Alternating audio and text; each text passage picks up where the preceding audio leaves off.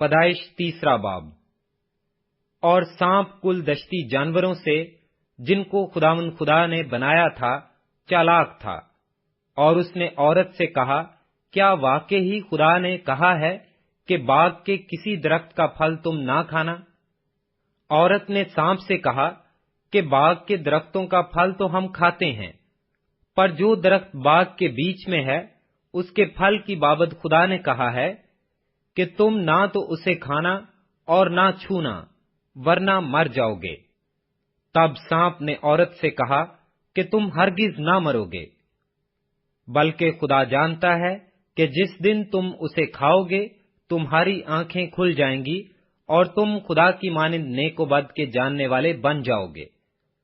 عورت نے جو دیکھا کہ وہ درخت کھانے کے لیے اچھا اور آنکھوں کو خوشنما معلوم ہوتا ہے اور عقل بخشنے کے لیے خوب ہے، تو اس کے پھل میں سے لیا اور کھایا اور اپنے شوہر کو بھی دیا، اور اس نے کھایا۔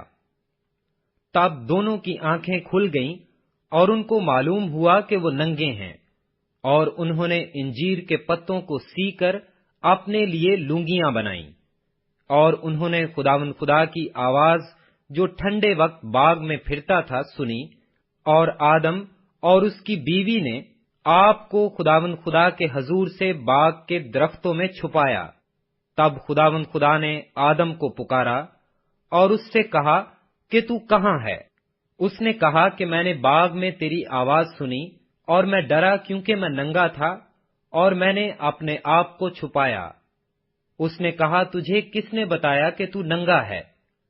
کیا تو نے اس درخت کا پھل کھایا جس کی بابت میں نے تجھ کو حکم دیا تھا کہ اسے نہ کھانا؟ آدم نے کہا کہ جس عورت کو تو نے میرے ساتھ کیا ہے اس نے مجھے اس درخت کا پھل دیا اور میں نے کھایا۔ تب خداوند خدا نے عورت سے کہا کہ تو نے یہ کیا کیا؟ عورت نے کہا کہ سانپ نے مجھے بہکایا تو میں نے کھایا۔ اور خداوند خدا نے سانپ سے کہا، اس لیے کہ تو نے یہ کیا، تو سب چوپایوں اور دشتی جانوروں میں مالون ٹھہرا۔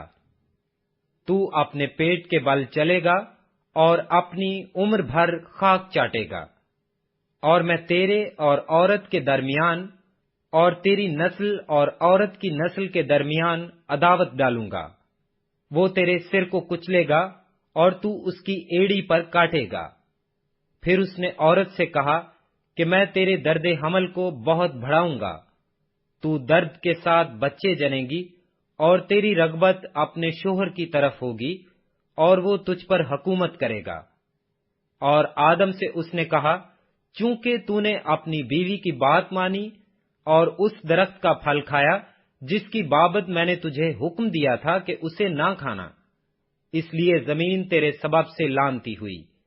مشقت کے ساتھ تو اپنی عمر بھر اس کی پیداوار کھائے گا، اور وہ تیرے لیے کانٹے اور اونٹ کٹارے اگائے گی اور تو کھیت کی سبزی کھائے گا۔ تو اپنے منہ کے پسینے کی روٹی کھائے گا جب تک کہ زمین میں تو پھر لوٹ نہ جائے، اس لیے کہ تو اس سے نکالا گیا ہے، کیونکہ تو خاک ہے اور خاک میں پھر لوٹ جائے گا۔ اور آدم نے اپنی بیوی کا نام حوا رکھا، اس لیے کہ وہ سب زندوں کی ماں ہے۔ اور خداوند خدا نے آدم اور اس کی بیوی کے واسطے چمڑے کے کرتے بنا کر ان کو پہنائے۔ اور خداوند خدا نے کہا، دیکھو انسان نیک و بد کی پہچان میں ہم میں سے ایک کی مانند ہو گیا۔ اب کہیں ایسا نہ ہو کہ وہ اپنا ہاتھ بڑھائے اور حیات کے درخت سے بھی کچھ لے کر کھائے اور ہمیشہ جیتا رہے۔ اس لیے خداوند خدا نے اس کو باغ عدن سے باہر کر دیا تاکہ وہ اس زمین کی جس میں سے وہ لیا گیا تھا کھیتی کرے۔ چنانچہ اس نے آدم کو نکال دیا اور باغ عدن کے مشرق کی طرف کروبیوں کو اور چوگرد گھومنے والی شولہ زن تلوار کو رکھا کہ وہ زندگی کے درخت کی راہ کی حفاظت کریں۔